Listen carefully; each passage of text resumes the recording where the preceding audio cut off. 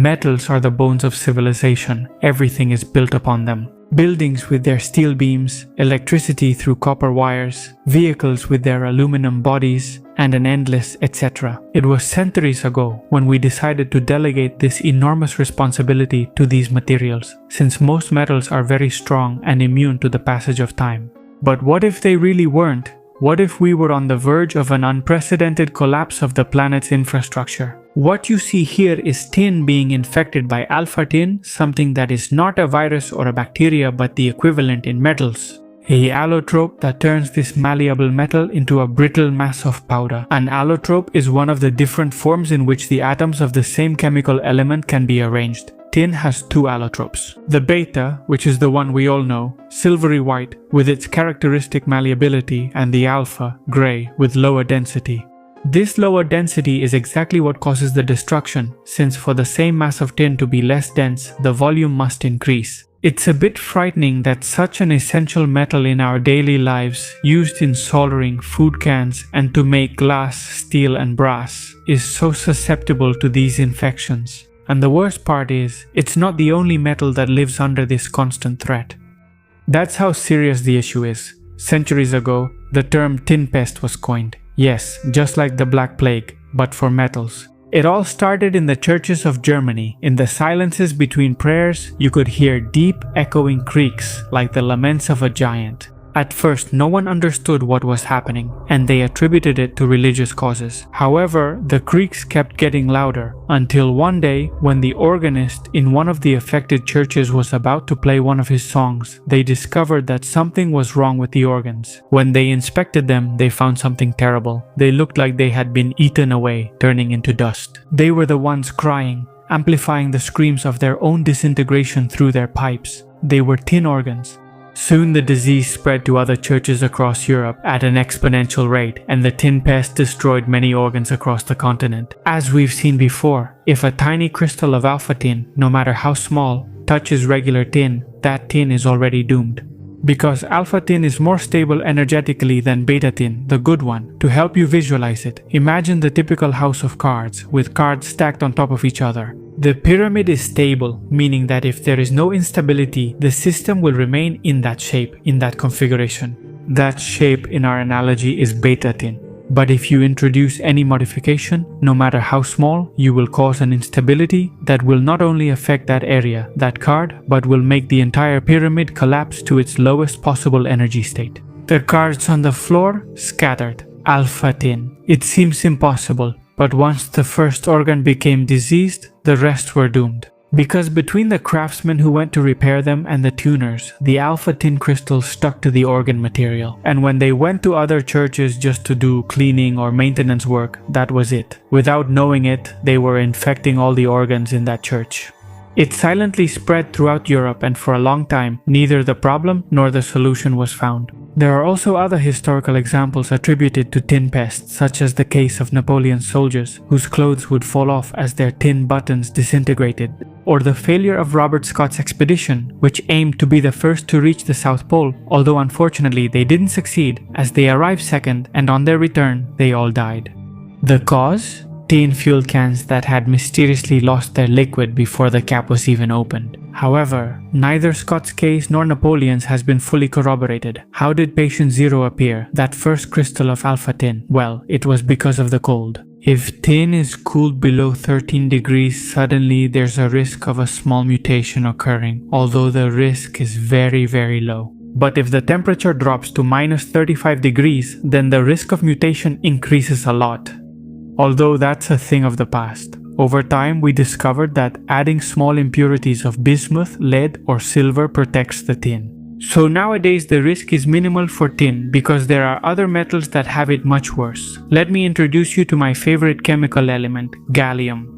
It's my favorite because it has a very beautiful silvery shine, but mainly because its melting point is 30 degrees Celsius, almost identical to your body temperature. There are very few metals in the universe that are liquid at such low temperatures, only 5 in fact. And the fact that the only one that isn't dangerous melts at our body temperature is one of those cosmic coincidences that I really like. Why? Because you can do something that feels straight out of the Matrix.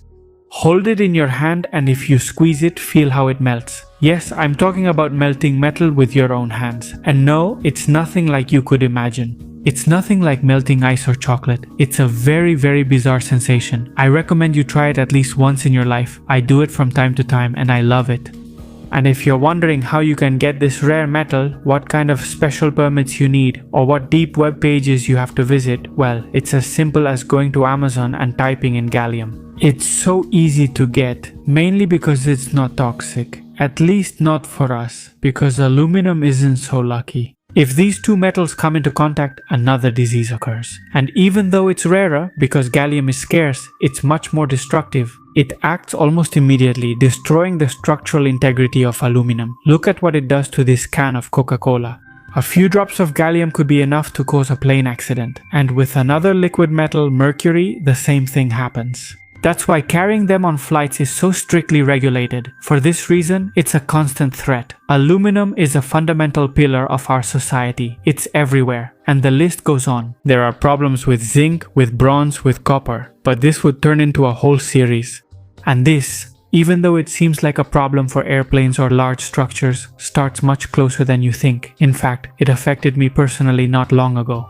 This was my previous desk, which I bought just 2 years ago. As you can see, it's pretty damaged. So, to work with a better setup, I switched to a much higher quality desk, the FlexiSpot S7E7 Plus. Its legs are made of carbon steel, an alloy of iron and carbon that's widely used when you need a strong, rigid material capable of withstanding loads without deforming. And in a height-adjustable desk like this, that's key, because the legs not only have to support the weight of the tabletop. Also, every time the desk goes up or down, the structure has to remain stable. If the legs aren't made of good quality material, vibrations or slight wobbling can occur. That's why the S7E7 can support up to 200 kilos and feels so stable with all the equipment on top. It also adjusts between 66 and 131 centimeters and lets you save 4 different heights. And since I was changing the desk, I also took the opportunity to change the chair. Now I'm using the FlexiSpot C7 Max. Now with a cushion, a latex layer, a 3D adjustable headrest, movable armrests, a footrest, and several reclining angles. Latex is very interesting because of its elastic properties. It gives a little when you sit down, but then it goes back to its shape, so you don't get that feeling of sinking in after a while. When you spend many hours editing, writing, recording, or generally doing office work, it's essential to have a chair that fits your body well. And the best part is, if I'm tired, I can lean back for a few minutes. It's super comfortable.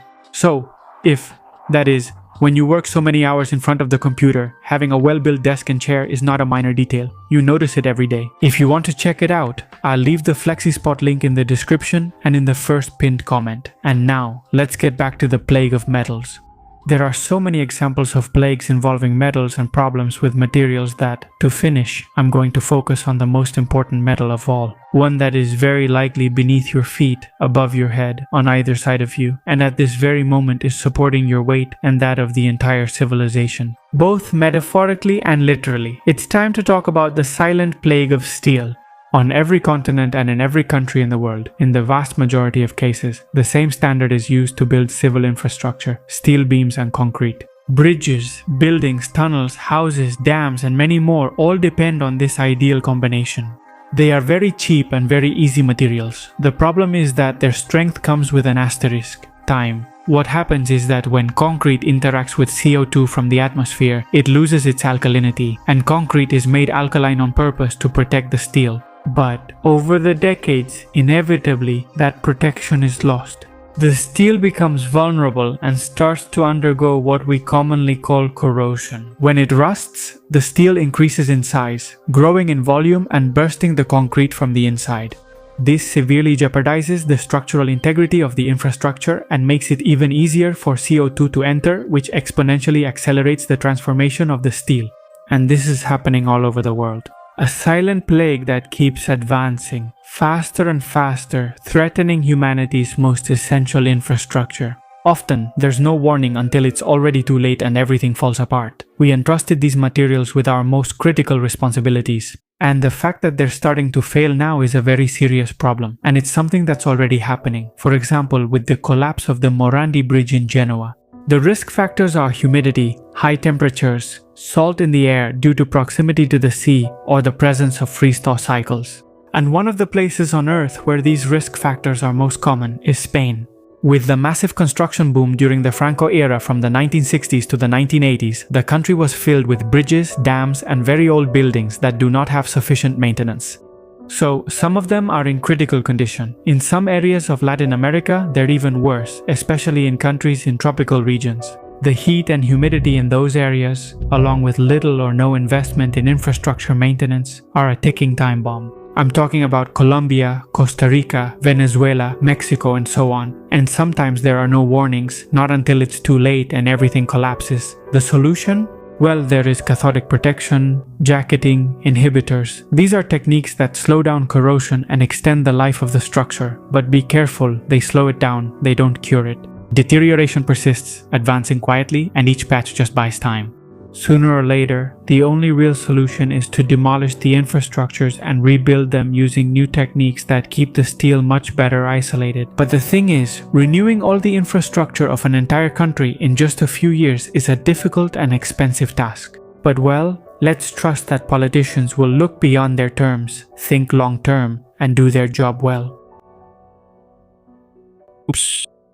Before I say goodbye, I want to reveal something truly fascinating to you. It turns out that plagues are not limited to metals. They can affect all solid substances with crystalline structures, among which are, for example, medicines. Yes, medicines. The most spectacular case of all is that of Ritonavir, a medicine used in the treatment of people with AIDS. A few decades ago, it was being mass-produced in the United States and was a complete success. But in 1998, just like with alpha and beta tin, a lower energy polymorph appeared. Polymorph is the equivalent of allotrope in substances with several chemical elements, which turned all the medicine in the factory into its malignant phase. The malignant phase is called that because it couldn't be absorbed by the human intestines, so it was useless. They cleaned the whole factory and tried again to produce the original phase, the good one. But it turned out to be impossible, because just a single microscopic crystal was enough to trigger the chain reaction that contaminated all the substances in the factory, quickly turning them into the malignant phase. And it was impossible to eradicate all the malignant crystals from a factory. It's like looking for a needle, not in a haystack, but in a galaxy. The contamination even reached his other factory in Italy, and the good phase of the medicine was declared extinct on planet Earth. For years, it couldn't be produced on an industrial scale without being quickly destroyed by the malignant phase. Fortunately, they found a non-crystalline form of it, immune to polymorphisms. If you want to know more, I highly recommend this video by my colleague Derek from the Veritasium channel, where he explains the case in detail. It's super interesting. That's all from me. Thank you very much for watching the video, and goodbye.